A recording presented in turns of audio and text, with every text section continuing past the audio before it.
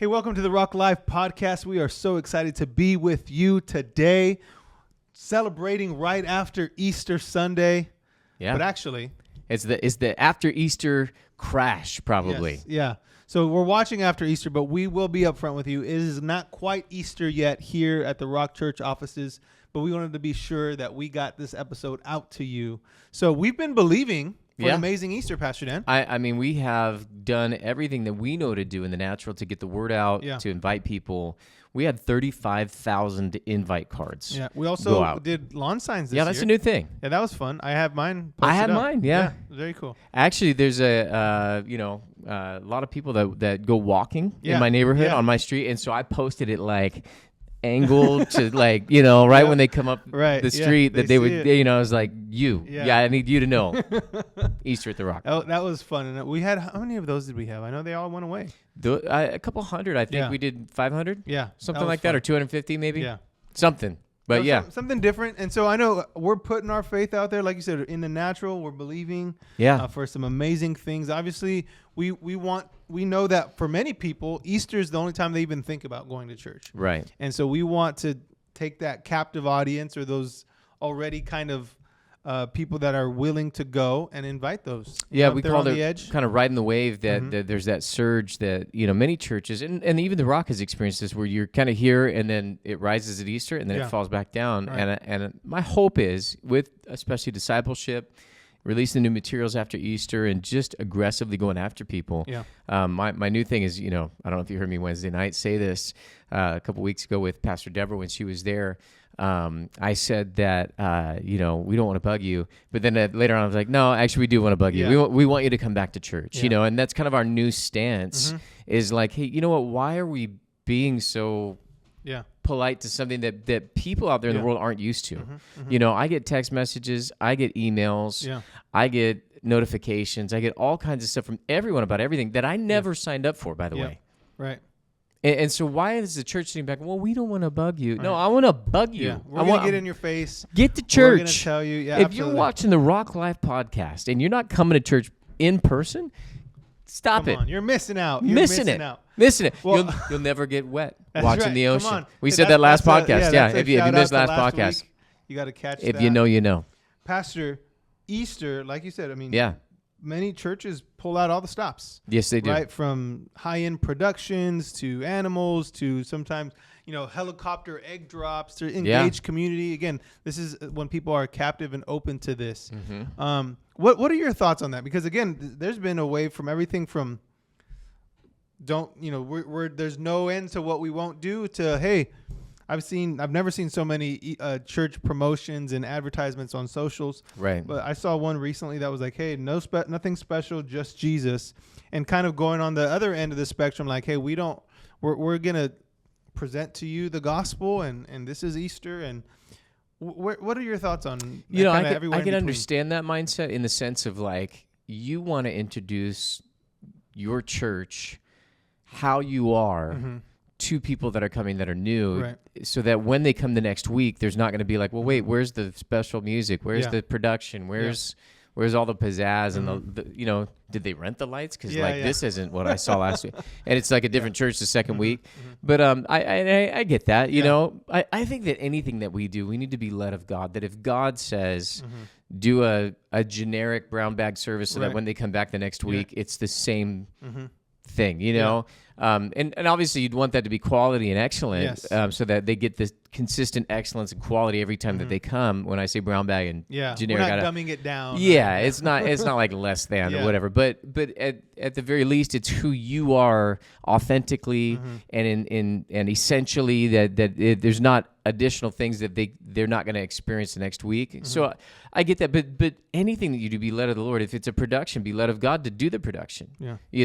If it's special music, if it's some sort of a special message or creative expression that comes through that time, just make sure that God is leading you to do that, because whatever God leads you to do, He'll anoint, and whatever He anoints works. And I think that's even for preachers, when we preach our message, is not our message, right? It's whatever God leads us to say.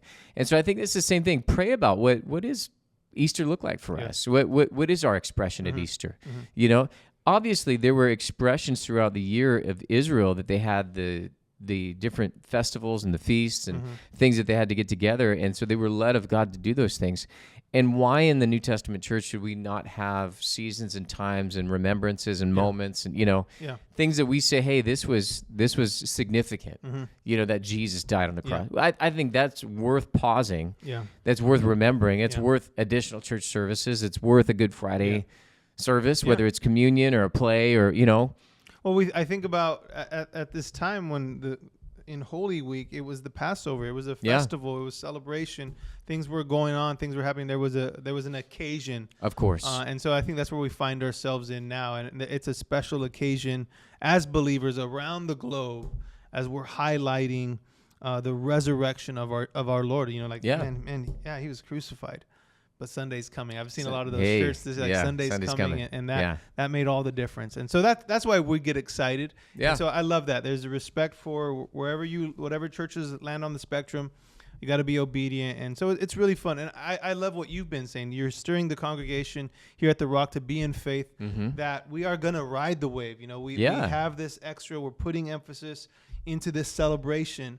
But we're going to believe that there's not going to be a coming down. In fact, we're going to maintain a level of excitement, maintain what God is doing, believing for salvations, and then going right into discipleship. Because it's great that there's a lot of people that get saved, but we also want to come alongside and disciple and do life with people. Yeah. Yeah. And man, that's what's sustaining, right? Because people can pack out a room and get excited. And, I got a haircut and I asked the barber, he's like, man, it's a busy week. He extended his hours. People want to look, it's the C&E. That's actually nice. Right? Yeah. That's actually really nice. Like they want a haircut he for. knows. They at least I want to look nice for the pictures or to be around family. By the way, I don't know if I've complimented your cut, man. It looks good. The fade looks nice, nice and tight on the side. Shout out again to people. He's a member here at the Rock. Yeah. So right on. And so, hey, it's one of those things. We get excited, Pastor. Now, we are before Easter, so we've been believing for putting our faith out for 2,000 salvations. That's the big audacious goal. And packed out services.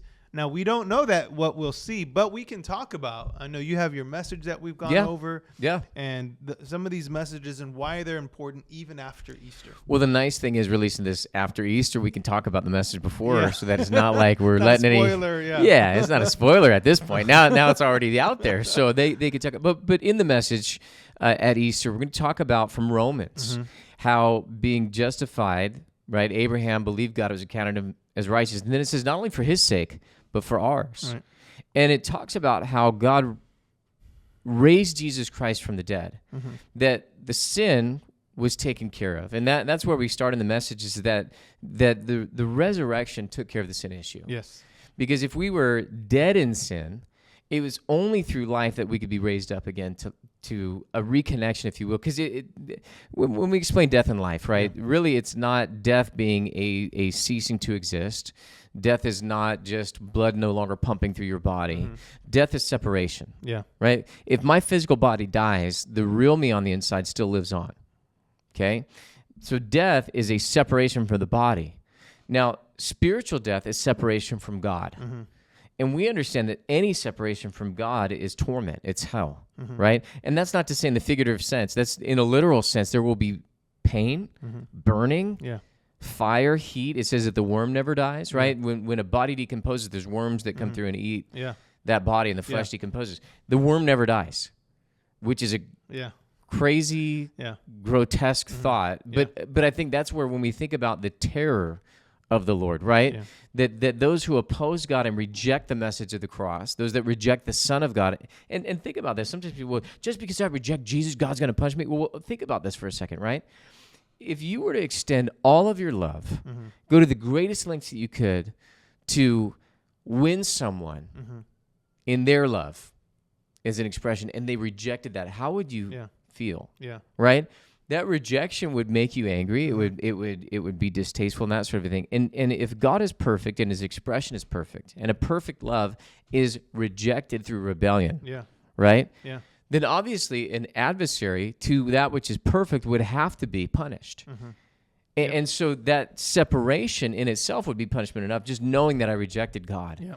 and seeing him as he is, to be sent out of his presence, that in itself would be torment. Yeah. But then on top of that, it says that there is burning and fire and darkness and, gnashing of teeth and weeping and all those things, which I would imagine some of that is self-inflicted, but then the outside punishment is right. Well, I've heard it said this way, like, well, I go to hell. Like, it's not like you want to go to heaven, because in heaven is where Jesus is.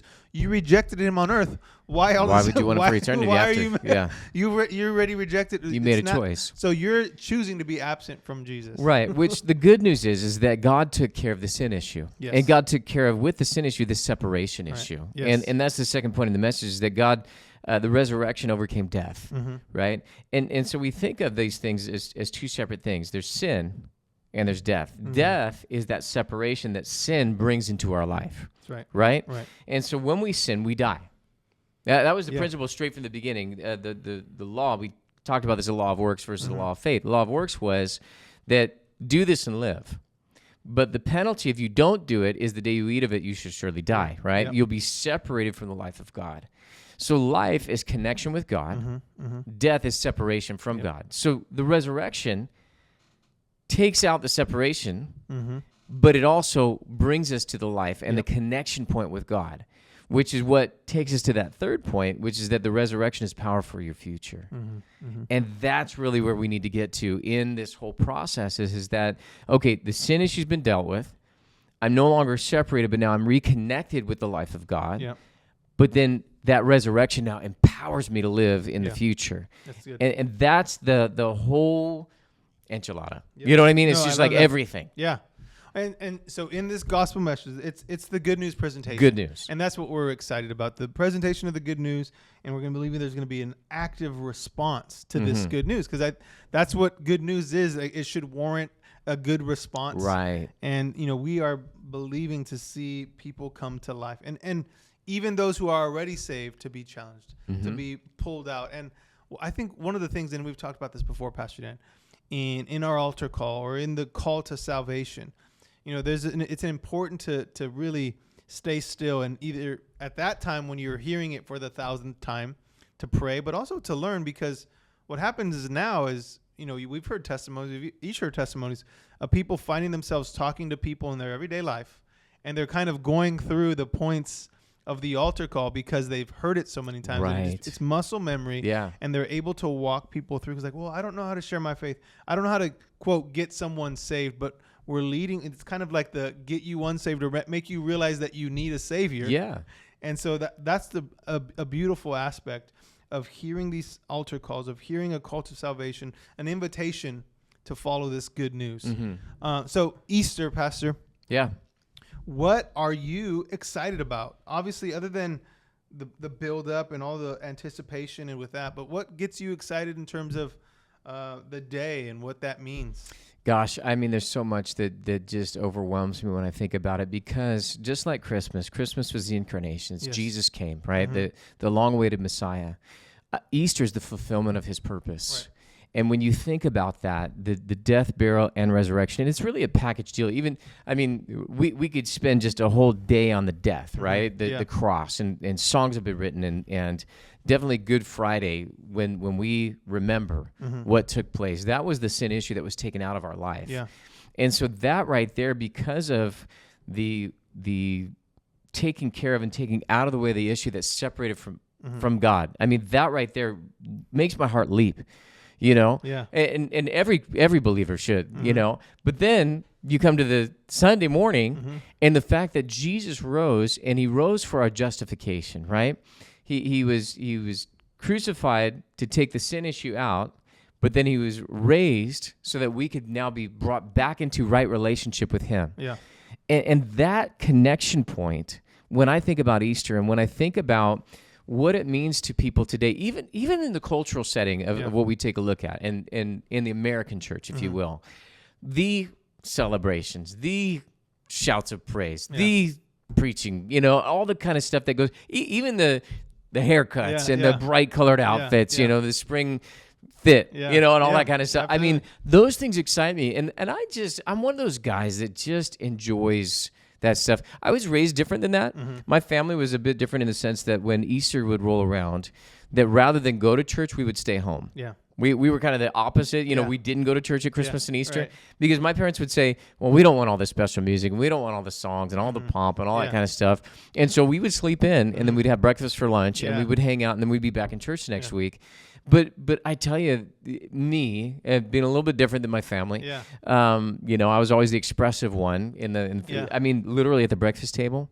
The family would sit around and I didn't know what to talk about. So I would quote commercials, you know, I'd be like sitting there like Smucker's jelly, you know, like just, and they would just sit and laugh and we'd have a good time, but I was the one talking, you know? So I think for me, when I see Easter, when I see a billboard, when I see a flyer handed out, when I see a post on Instagram or, you know, whatever it is, I get excited because I'm like, yes, you know, this is what it's about because it's all pointing back to this amazing fulfillment of the purpose of Christ. You know, Jesus said, I came not to be served, but to give my life as a ransom for many, right? That's the moment. Yeah. That's the everything. That was the fulfillment of everything, right? That's why Jesus cried out on the cross. It's finished. What? His purpose. The plan of God. It came to that moment. Yeah, I love it. Well, so how do we ride this wave, Pastor Dan? How do we, you know, take the steps now to continue? And what's the challenge to our spirit? Sure. To not just be the Easter Christmas person, to not to really be impacted by what we've heard, what we've seen, what we've witnessed. Again, because we can believe that you're going to have seen full altars. Sure. And you're going to have seen a grand response to what God is doing. And what you see visually, too, just with the amount of people and the impact that it had and what you feel in your spirit. All these things, what we saw, what we felt, what we experienced and encountered. How do we ride that to continue to not just stay the same and continue to come, but to really use this as that injection shot? More? Well, I often will tell our praise and worship team something that I think applies here. And I'll tell them, listen, you don't have to just sing Easter songs at Easter. Right. Yeah. We can sing a song about the cross all year long. Yeah. We can sing that Jesus is raised from the dead all year long, right? And I think that the same thing applies to what we're talking about. This resurrection power is power for our future, like we said in the message. That we would take that power that raised Jesus from the dead and apply it to any and every situation of life. And so to ride the momentum moving forward, what we have to do is sing that Easter song the week after Easter. We have to sing that Easter song at Pentecost. We have to sing that Easter song at Christmas. We have to sing that Easter song in the challenges of life. We have to sing that Easter song when it comes to inviting people to church. Like, it shouldn't be that we only give out 35,000 cards at Easter. Yeah. Like, what about the rest of the year? How many cards are we giving out? How many door hangers are being put on doors? How many yard signs are being put out? How many posts are being put out there the rest of the year? Like, not just the months before Easter. That should be, it should be for something special, and here's a push, and that's great. But what about, you know, have we created a healthy habit? Have we started a conversation that we're willing to continue? Like, are we going to be done with the conversation of bugging people after Easter? Yep. You know, and that's why I think it's so appropriate that we're releasing the discipleship materials to the church after Easter, because with it, here's a little precursor for you, those of you watching and those of you listening, okay? Pick up on what I'm putting down right now, because it's an amazing thing, is that we're going to take you through the process, but the reason why we're taking you through the process is because Jesus said to go therefore and make disciples. So Jesus made disciples who would make disciples. Hopefully you're picking up what I'm putting down right now, is that this isn't just to take you through the discipleship materials. There is another step that we're going to push you into after you go through it. And I'm not saying it, but I'm saying it. Come on, equipping the saints for the work of the ministry. For the work of the ministry. There is a work for us to do, and that's what Easter did, was Easter broke this thing wide open. Yes. And that's my hope and my dream and my desire, especially for the Rock, but for all the churches, really, is that Easter is that wave that launches us into the greater work. Yeah. And so I'm pushing this Easter. I mean, we're going to sing that Easter song at RockCon. We're sing that Easter song with the youth and children's camp. Sing that Easter song in our small groups. We're going to sing that Easter song. Now, obviously, I'm using, an illustration, but really, what am I saying? That the resurrection power that we experienced, that we celebrated Easter, would be so prevalent in the life of our church, individually as members, but also corporately as a body, that it takes us to places that we never dreamt. That God just breaks this thing wide open. And really, isn't that the thing, that God would pour out His Spirit, have Pentecost, but Pentecost got into Jerusalem, Judea, Samaria, the uttermost ends of the earth. How about some Sunday morning Jesus followers? Hello. Versus the Saturday night, they were wondering if was that last 3 years all a sham? Really? What was that? Yeah. He said this, he said that. What could have been? It was the what could have been Christians. Yeah. The Sunday morning Christians, what we're called to be, are people who live in the revelation of the resurrection of Jesus and what now that means for all of us. Because He rose from the dead, because He conquered death, hell, and the grave. Yes. Oh, man, the promises that are available for us. All the more reason why we ride this wave. Not for the sake of we're riding a wave of momentum, but because we're riding on the truth of His word and we believe it. Yeah. And it shows in how we live our life. For sure. I'm so excited, Pastor Dan. I am too. It is really, obviously we are riding some of that before Easter, but even afterwards, we're going to be accountable to what we're calling and asking for you guys to stay excited, to ride this wave of knowing and living in this truth, so that we don't let up. We don't let up with, well, Easter was great. Yeah. Now, we are going, and I love this. The next steps are already, we have them in front of us already. Yeah, they're there. Walk the church through discipleship as we are equipping them to be discipled and disciple others. Yes. And so it's just really exciting, Pastor Dan. It's great. No, I think Easter, just as far as when we look at it and when we process, and especially for those of you that are watching this after Easter, I would love, here's something I'd love to see. I'd love to hear your comments about your favorite part. Just post of what took place this Easter. I'd love to hear your responses to the special stuff that the Rock is doing. We're doing some creative stuff, some videos, some special music. Obviously I'm bringing a word. I'd love to hear what you think about all that kind of stuff and what your favorite parts were. Amen. But then as we move forward in the future, to see how does that apply to life, right? So when you encounter that thing, like, oh man, resurrection power, here's where I need it, and you may already know. So just post that in the comment section, and maybe we'll bring that back up later on if we have some time, or get some good comments right there. But it depends on you. Yeah, you got to post. Love it, Pastor Dan. Well, thank you so much. Thank you to our Rock Life podcast family. We love you guys. We're grateful for you. Pray many blessings with you guys. Like, subscribe, comment, share. All that. All the things. Yeah, we love you. Talk to you soon.